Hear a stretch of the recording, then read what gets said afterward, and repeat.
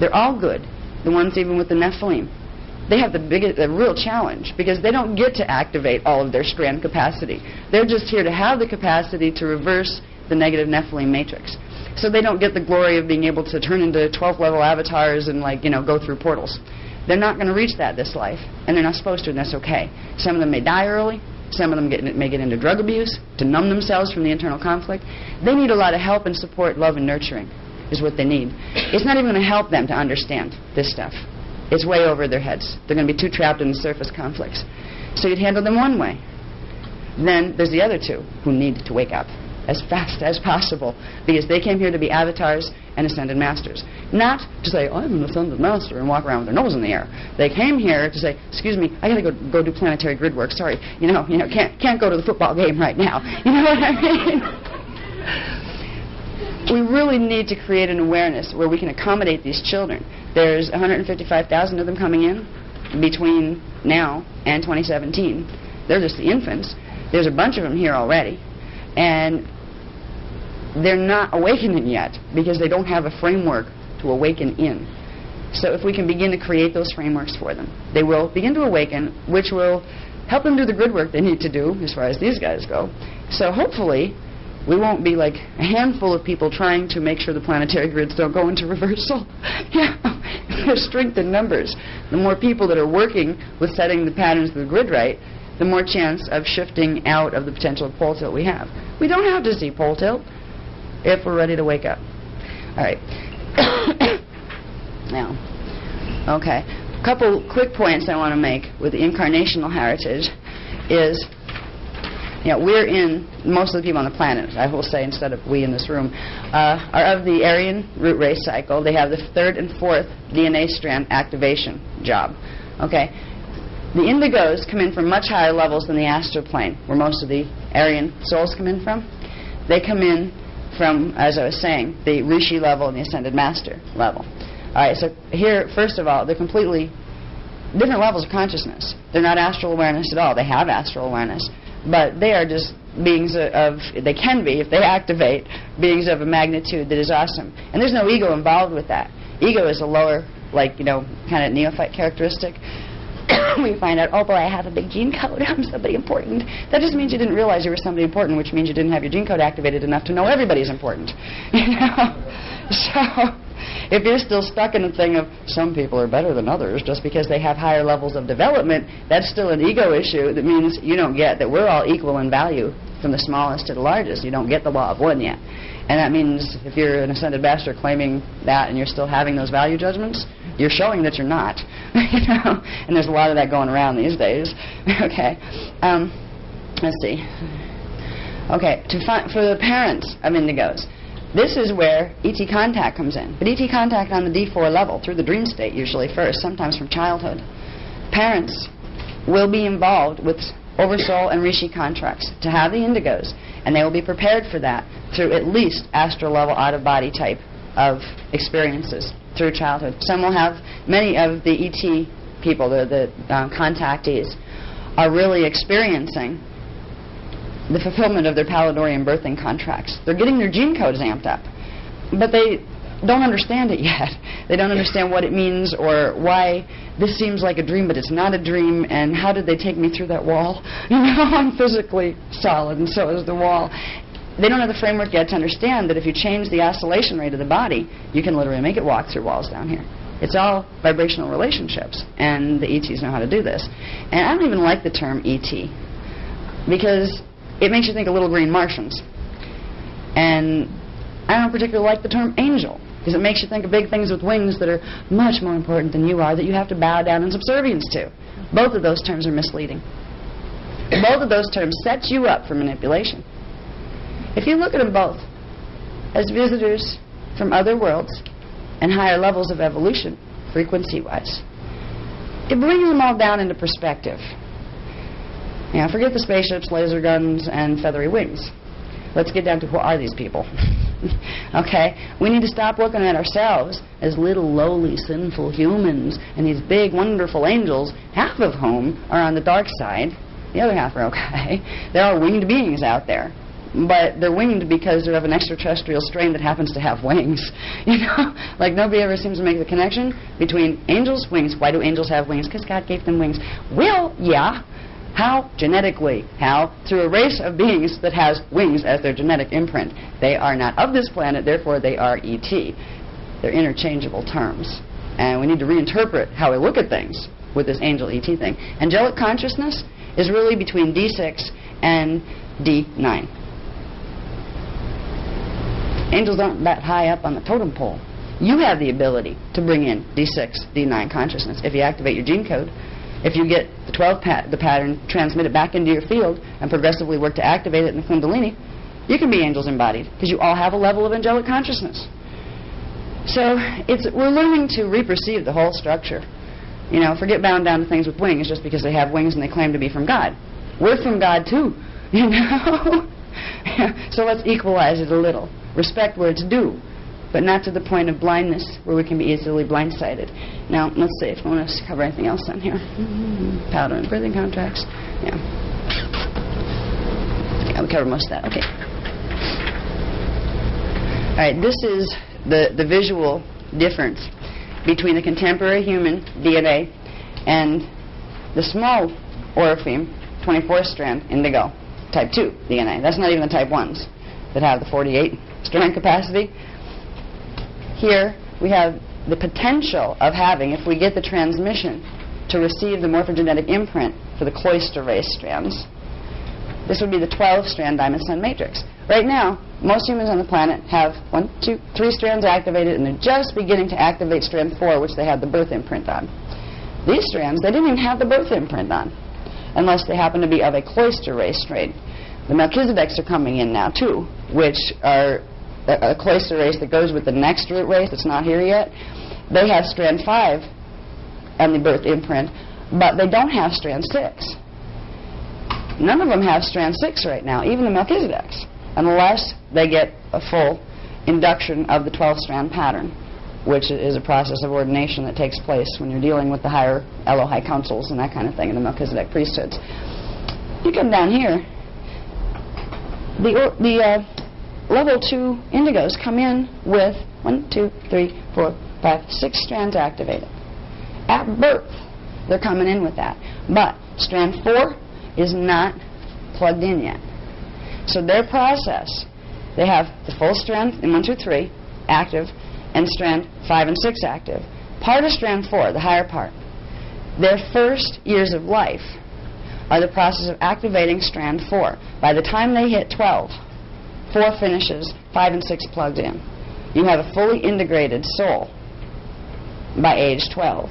Usually, if the human imprint was working the right way with the 12-strand pattern, a normal 12-strand being would begin soul integration, 4th, 5th, and 6th strand activation at age 12 and finish it at 22.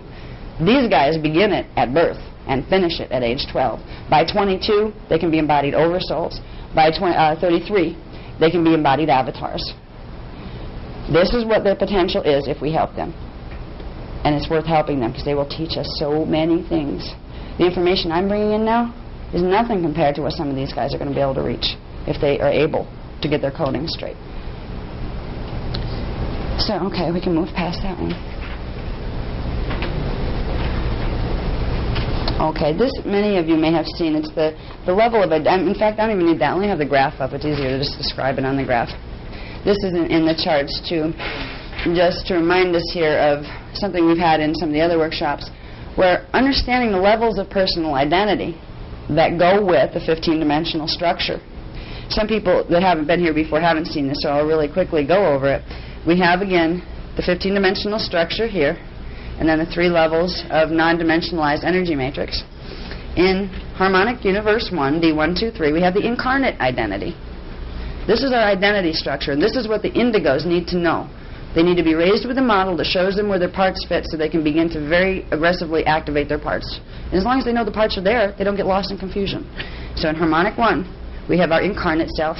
In harmonic 2, dimensions 4, 5, and 6, we have our soul, or our soul matrix.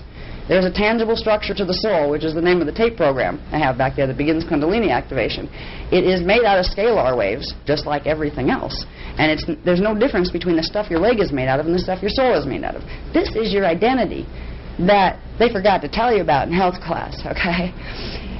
This will help you to become who you were supposed to be, who you wanted to be when you came here. And this is a model that will help the indigos become who they intended to be by awakening. This is the awakening model. It will teach you, if you work with it, and the mechanics that go with it, how to activate your DNA, go into soul integration, which is bringing this level of identity into your incarnate body.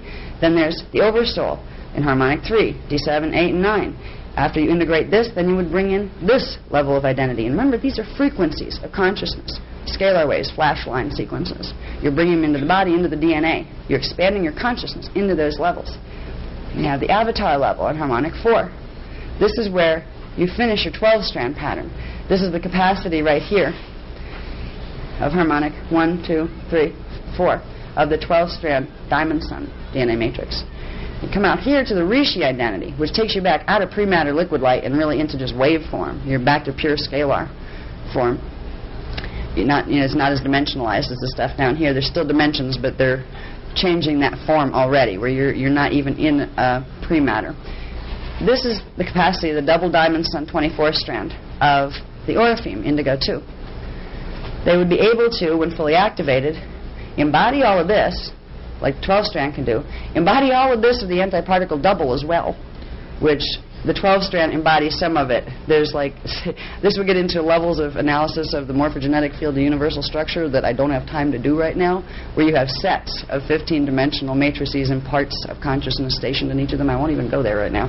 But this is the capacity to become a rishi, of integrating all of that to become an avatar, all of the double version of that avatar to become a rishi, which would look like a sun.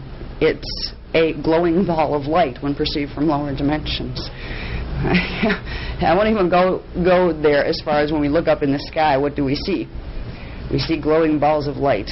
What might that mean? If all things are consciousness. That's a couple of the questions I'm still trying to put into a perspective that can be understood. But when we get to rishi level consciousness, we are a spherical identity. We have integrated all of the frequencies, fire letter patterns. This is the capacity of Indigo 2. And out here, integrating those 3 levels of ascendant mastery is the capacity, if activated, of the Indigo number 1, the Emerald Sun, 48-strand DNA matrix. Why these guys are important on the planet now? Most of them won't even do education programs like I'm involved with right now. Most of them will be probably quite reclusive and just go do the thing they came to do. They are able, because of the coding, to pull frequency literally from the Akkadic matrix, which is this final level before you expand into source. Pull direct current all the way through, like a beam of light, all the way through all the dimensional fields down and ground it into the earth field. That will reset the grids for the whole planet, not just for the people on it. So that's their mission. That's why they're here. And it may manifest in some strange ways. They may not know about it. And if they don't go through this awakening process, they're not going to know about it in time. But their higher parts still know about it. Even if they haven't integrated them, they will begin to beam the frequency through them anyway, even if they're not consciously aware that, oh, gee, I came in with an indigo contract, you know. If they can't get that far, they will beam as much of that really high frequency in to recode the planetary grids, to make sure we go through this Stargate cycle peacefully, without any major messes happening on the surface. Okay.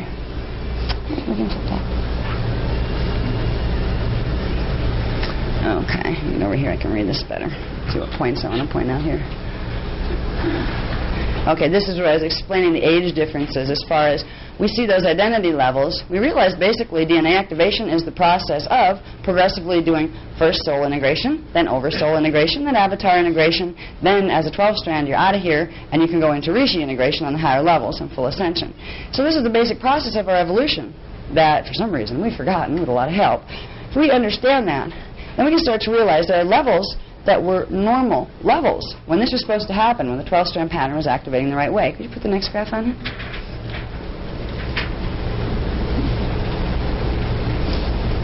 Okay.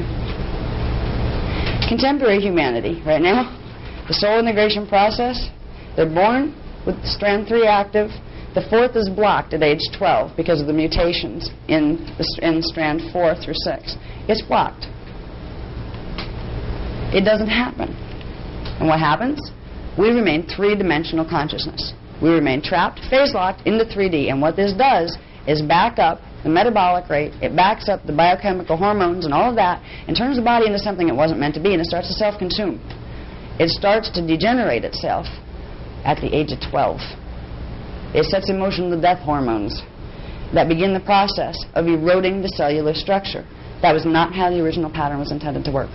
What normally was supposed to happen was between age 12 and 22. You'd come in with strand 3 activated. Between age 12 and 22, you would begin to activate strand 4 through 6. And by age 22, you wouldn't go through these weird emotional changes and stuff that happen in adolescence here. They happen because all the chemicals back up, and they can't do what they're supposed to do, which is complete integration of the 4th through 6th dimensional aspects of consciousness.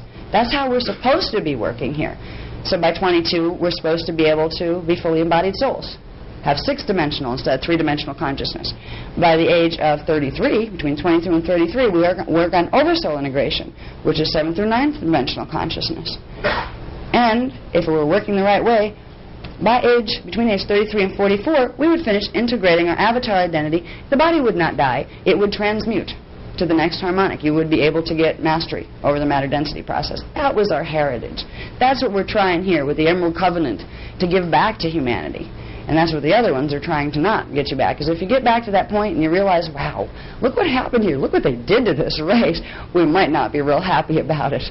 And that's some of the reason why some of the ones that are still repressing, trying to repress us here, they don't want to contend with what they might unleash. If we get this back and realize how badly we were treated, because they think in terms of abuse, they're afraid that if we get the power, we may treat them as badly as they treated us. And they know enough about the law of reciprocity to realize that there's probably a good chance for that to happen with some of us. They don't want it to happen. Now, with indigo human hybrids, which they are hybrids, they will have soul integration, the strand 5 and 6 activation at birth, and then 4 activates from birth to age 12. So full soul integration happens by age 12 unless there's genetic blockages. Now, when a soul of any kind integrates into the fetus, that fetal pattern is created by the flashline sequences of mom and dad put together. If there are distortions in those patterns, that fetal pattern has distortion. So the incoming soul, no matter how high it is, will pick up those distorted flashline patterns. This is what's a problem for all of the indigos right now. Even if they have their coding fine, as soon as they hit that fetal pattern for integration, they have distortions occurring. One of the first things they need to do, and this is why, the biggest reason why Cathara healing is being introduced, they need the Maharic recoding process by which the 12th dimensional pattern is reactivated here through the Maharic shield, which is a scalar grid that opens below the feet once you know how to work the Kundalini systems.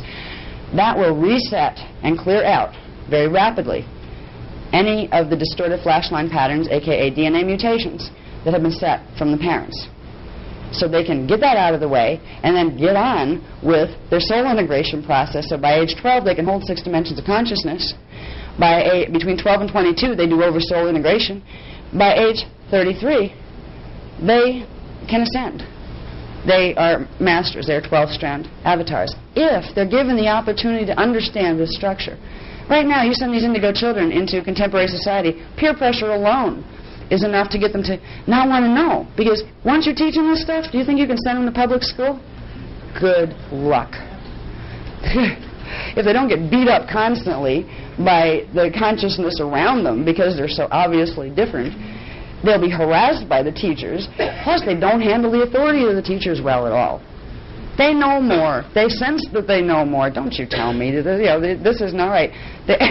Authority is an issue for indigos because they have a higher authority, their own connection to source.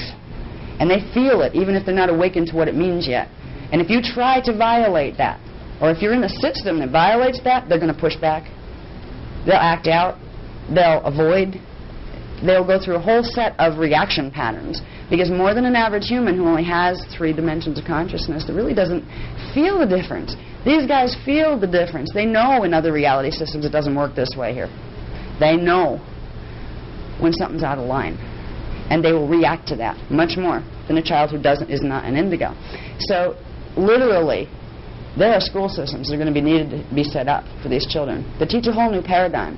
And unfortunately, because right now there's a lot of messy things happening with the Illuminati underground in our governments, just watch what happens to any overt movement to try to create schools for indigos, and see how fast regulations and repression happens to anybody who tries to. And it's about teaching people how to activate that and actively begin using the earth energy, connecting with the earth energy, opening the 12th chakra, pulling it up, activating that shield in the planetary grid, then drawing energy up, 12th dimensional frequency, to recode the whole Kathara level of the body, which is the core template, which will recode the chakra system and the auric field and eventually the matter pattern and the DNA. This is the fastest process for recoding DNA. That's why it's being given. It's not just another healing system. You know, it's more than another healing system. This is a system of ascension.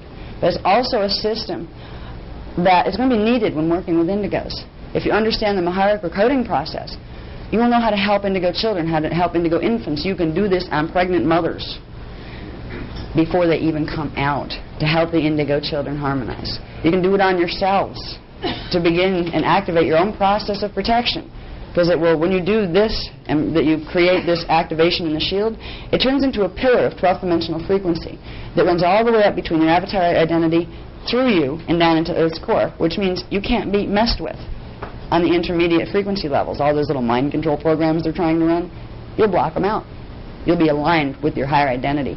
That's why this level is being given here. There's too much at stake. So for the people who can grab it and run, indigos, we have indigo recessive. That is the type 3 that has 2 avatars in one body, the Nephilim and the Orphim. That's type 3. That's the most common type. Okay? At least presently. Most of the ones coming in the next, between now and 2017 are going to be type 2 and type 1. And there'll be more type 1 coming in toward 2012. Because right now the planet can't hold too much of that frequency, because they bring that, even though it's not plugged into the DNA, they bring in their morph field huge amounts of frequency that if you put too many on the planet, when the planet's at this rate of growth itself, you can actually blow the grids. So these are all contracted. If 3 billion of these Emerald Order wanted to come in all at once, they're not allowed to, because they'd fry the system and blow the planet up. Energy is energy, whether it's in a body or in a planet body. And it's all about energy relationships. So the type 3s are the most common right now because they're the ones that have the lowest frequency of the bunch of them because they're counterbalanced. If you take the 24 strand capacity of the Orphim and combine it with a -11 capacity of the Nephilim, it basically comes out to a positive 12. They have the capacity to activate 12 strands. Most of them won't in this life. So they're not pulling in as much frequency as the other 2 types. They're doing their own little help the evolution program. Is important what they're doing, but they don't have to worry about running as much frequency as the other 2 do. Next type is the type 2. It's the indigo dominant. It's the next most common type. Again, it has more frequency running through it than the type 3, but not as much as the type 1. Okay? They've been coming in for 75 to 100 years in little dribs and drabs here, mostly since the 1950s when it was realized that things were going to get really weird here. All right. There are about 500,000 indigo dominants right now, and another 130,000 between 1999 and 2005. So these guys are coming in soon. These are little babies. Some of them may turn out blue. Some of them may be accidentally pyrokinetic. Those kind of things. Like if you happen to have, a grandchild or something, and you see it laying in its crib, and all of a sudden the teddy bear from across the room levitates and ends up in the crib. No, you're not watching Samantha and Tabitha on Bewitched. You're watching what an indigo can do by accident. It just wished it and it happened. Most of them, because the 4th strand is not plugged in at birth, will not have that happening. But once in a while one slips through where there's more 4th strand activation, so that means more of the 5th and 6th are plugging in, which starts to give them some really odd abilities, like that accidentally starting the composites. These are indigo composites. They're composites because they have to come in through a walk-in experience. When you have one of these, it can be very interesting, because usually if the codes are going right, by about age 12, you're not dealing with the same child anymore. Same overall being, It'll come in from its own oversoul level, but it's not from the same soul matrix. So literally, the souls change places. Same oversoul, but not the same soul. Different personality. You may find subtle changes, or you may find abrupt. Used to be an artist, now it's a mathematician. Used to love horses, now can't stand them. You may notice subtle or extreme shifts with these children, and it's okay. It's part of the walk-in process. It can be very confusing for them because there's still that part of the personality, the ego. The focus is out here going, I don't feel like me anymore. Something happened. Walking in is a whole experience unto itself. I could do a whole workshop on what that is and how to make it less troublesome than it can be. These are some of the skills that we're going to need to help these children to get to their potential. And they'll help us too. Because the more you work with indigos, the more frequency starts coming through their energy fields. And they become walking transmitters. And their codes will stimulate your DNA codes. So you will grow more rapidly and clear more quickly by working and being close proximity to indigos. It's you give to them, they'll give to you without even thinking about it consciously. It's an energy thing that happens. Okay? And the most important thing, really, that we've got to realize, this whole UFO movement, contactees, abductees, that they make a very, very strong campaign through the media and the press and the psychology movement and everything else, that this is just hallucinations of, fringe people. Yeah, fringe of the mind control program. Fortunately for them, these are directly involved with the indigo birthing contracts. You have indigos coming in as hybrid souls. They're also hybrid gene codes because most of the indigos, particularly types 1 and types 2, the mothers have to have alterations to the fetal pattern done. They will be abductees. They may not remember it yet. That memory will be in there someplace in one of their DNA strands and cellular memory. If it would be too traumatic, that memory will be blocked. Your own soul blocks it. Only when you're ready will you know if you've been a contactee. And if you were, it started in childhood, which means you had that contract. Well, you were a child. It was already decided. For this time frame, it knew that it was a potential that these things would, evolve. Most of the contactee people are involved with indigo birthing contracts. The other group are involved with, not because they want to be, but with the negative side, who want